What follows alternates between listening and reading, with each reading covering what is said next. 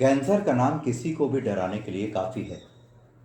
आजकल हो ये रहा है कि कैंसर के प्रकरण की संख्या इतनी अधिक बढ़ती जा रही है कि यदि ऐसा ही ट्रेंड चलता रहा तो बहुत जल्दी यह हार्ट अटैक और डायबिटीज़ को भी पीछे छोड़ देगी। नमस्कार, मैं हूं रवि वर्मा और आप मेरे साथ देख रहे हैं हेल्दी लाइफस्टाइल का चैनल गोल्डन हेल्थ। दरअसल कैंसर क्या होता है, पहले हमें ये जान लेना चाहिए। तो हमारे शरीर में होता यह है कि हमारे स्वस्थ सेल्स जो हैं वो लगातार डेवलपमेंट करती हैं और जब इनकी आयु पूरी हो जाती है तो स्वस्थ सेल्स धीरे धीरे मरती जाती हैं और उनकी जगह दूसरे हेल्दी सेल्स लेने लगते हैं। लेकिन कैंसर की कोशिकाएं इन नियमों का पालन, हेल्दी सेल्स के नियमों का पालन नहीं करती हैं। वह असामान्य तरीके से बढ़ती जाती हैं और बढ़ते जाने के बाद वह ट्यूमर का रूप ले लेती हैं। यानी शरीर के सिग्नलिंग सिस्टम का गड़बड़ होना ही कैंसर होने का बहुत बड़ा कारण होता है, क्योंकि कैंसर सेल्स जो हैं वो सामान्य कोशिकाओं के, ऑर्डिनरी सेल्स के, हेल्दी सेल्स के नियमों का पालन नहीं करती। असामान्य रूप से बढ़ते जाने के बाद जब ये कैंसर सेल्स गुच्छे या ढेर का रूप ले लेते हैं तो इनमें ट्यूमर बन जाता है। ट्यूमर का मतलब एक गठान बन जाती है। लेकिन ऐसा नहीं होता कि सारी गठान जो है वो कैंसर की ही गठान होगी, ऐसा नहीं होता। इस बात को कृपया ध्यान रखिएगा। लेकिन जब यह कैंसर सेल्स, कुछ कोशिकाएं इनकी दूसरे शरीर के दूसरे भागों में पहुंच जाती हैं तो उसे मेटास्टेसिस कहा जाता है। तो सामान्य लक्षण अगर ऐसे हों, अगर आपको गठानों में दर्द हो तो उतनी चिंता की बात नहीं है, लेकिन कोई गठान अगर असामान्य रूप से बढ़ती जा रही हो तो उसकी जांच ज़रूर करानी चाहिए। अगर मरीज लक्षणों के शुरू में ही अपनी जांच करा लेते हैं तो उनके ठीक होने की संभावना 100% होती है। दरअसल सेल्स के जीन्स में चेंज आने के कारण कैंसर होने की संभावनाएं बढ़ जाती हैं, लेकिन इसके कुछ बाहरी कारण भी हो सकते हैं। उनमें सबसे पहला होता है खान पान, आपकी लाइफस्टाइल, या तंबाकू या धूम्रपान करना, या वायरल इन्फेक्शन आपको बार बार होना, या डायबिटीज़ बहुत लंबे समय तक आपको होना। यदि ऐसी कोई भी चीज़ें होती हैं तो वह आपको कैंसरग्रस्त बना सकती हैं। इसके अलावा कुछ और कारण हैं, जैसे अल्ट्रा वायलेट रेज, धूप से जो मिलती है उसका लगातार एक्सपोजर, या gamma rays, CT scan, X ray, ultrasound, इससे जो शरीर में घातक रेडिएशन आता है वो भी कैंसर का एक कारण हो सकता है। एक कारण कैंसर का यह भी हो सकता है कि अगर आपके दादा दादी को, नाना नानी को कैंसर हुआ हो तो ऐसे लोगों में कैंसर की संभावना सिर्फ 10% बढ़ती है। इससे चिंतित होने की ज़रूरत नहीं है, क्योंकि कोई ज़रूरी नहीं कि अगर आपके माता पिता या पूर्वजों में से किसी को कैंसर रहा हो तो आपको भी कैंसर होगा ही। एक बात ध्यान रखिए कि जो लोग बाहर का खाना बहुत खाते हैं, फास्ट फूड बहुत खाते हैं, प्रोसेस्ड फूड बहुत खाते हैं, शुगरी फूड बहुत खाते हैं, उनमें कैंसर होने की संभावना बढ़ जाती है। अगर आपका मोटापा जाता है, आपका बीएमआई ज़्यादा है तो आप में कैंसर होने की संभावना बढ़ जाती है। यानी cancer cells are developed by sugar, so avoid sugary food to control cancer. बहुत ध्यान रखने वाली बात यह है कि अगर आपको कैंसर से बचना है तो आपको केमिकल प्रोडक्ट्स और आर्टिफिशियल सप्लीमेंट्स का उपयोग तत्काल बंद करना होगा। इसमें chemical soaps, shampoos, protein supplements, hormone replacement therapy और उसके सप्लीमेंट्स, और विटामिन की गोलियां और अन्य एलोपैथी की दवाएं आती हैं जिनसे कैंसर होने के चांसेस बढ़ जाते हैं। आइए अब यह जान लेते हैं कि किन लोगों में कैंसर होने की संभावना कम होती है। तो सबसे पहले इनमें वो लोग आते हैं जिनका खान पान सामान्य और तंदुरुस्त दुरुस्त होता है।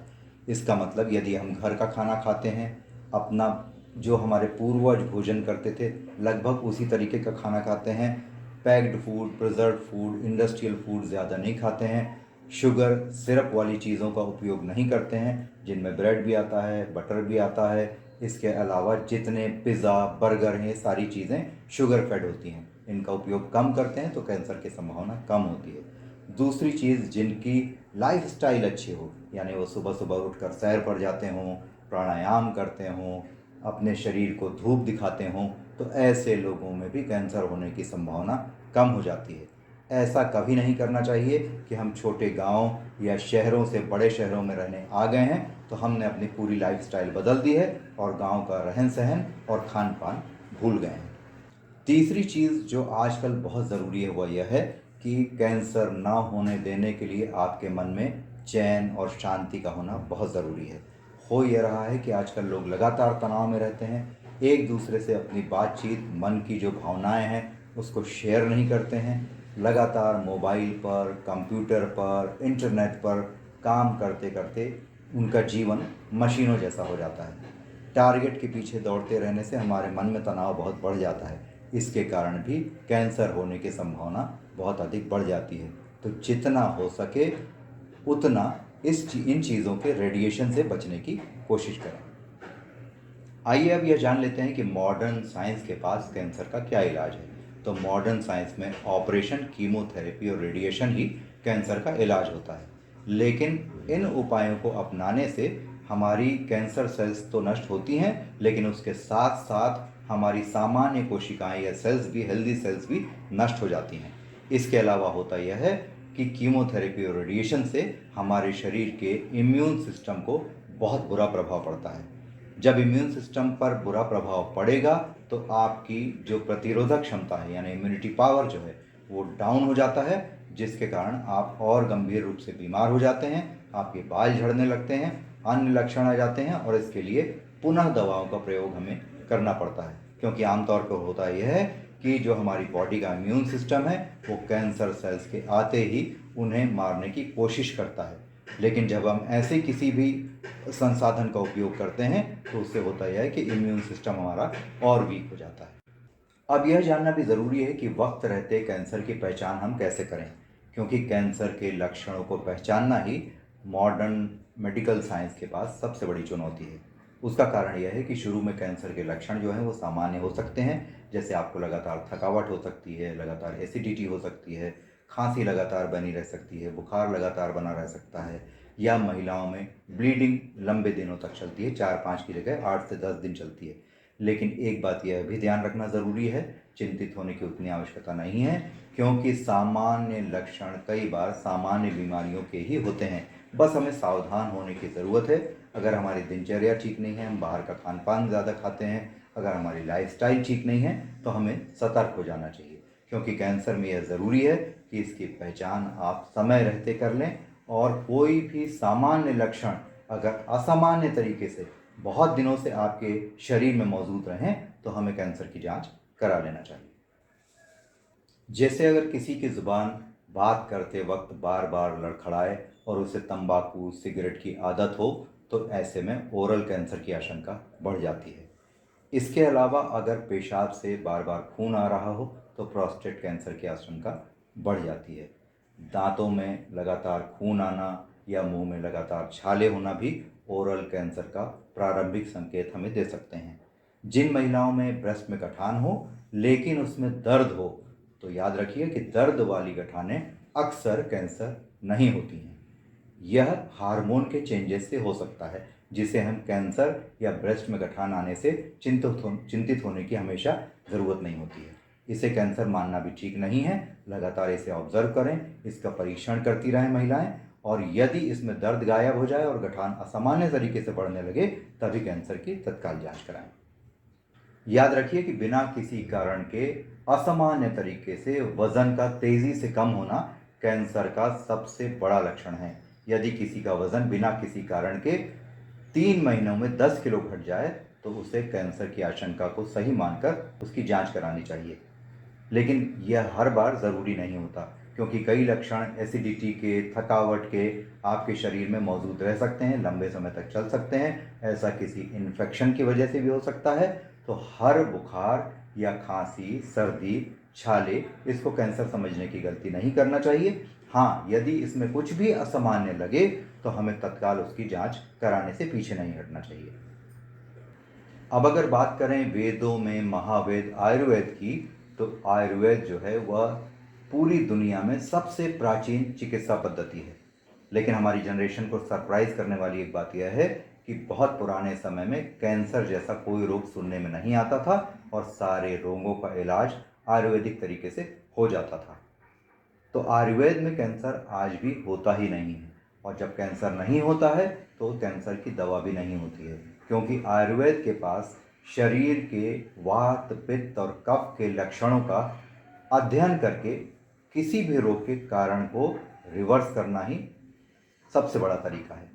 यानी आयुर्वेद में ऐसा नहीं होता कि आपको कैंसर हो गया है तो उसके लिए पर्टिकुलरली कोई दवा होगी। वात पित्त और कफ के बैलेंस को अगर सही किया जाएगा तो कैंसर क्या सभी तरह की बीमारियों को रिवर्स किया जा सकता है, उससे बचा जा सकता है। हमारे लिए यह जानना भी बेहद ज़रूरी है कि क्या कैंसर सचमुच इतनी भयानक बीमारी है जितना भयानक इसे बताया जा रहा है। मेरे हिसाब से तो शायद नहीं।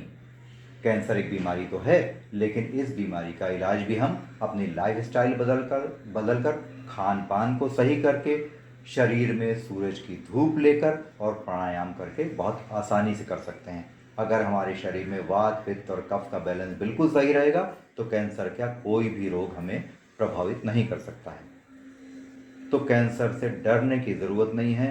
सबसे बड़ी ज़रूरत है अवेयर रहने की, जागरूक रहने की, समय पर इसके लक्षणों को पहचानने की और उसके बाद अपनी लाइफस्टाइल बदलने की, खान पान बदलने की और अपने को हमेशा स्वस्थ रखने की कोशिश करने की।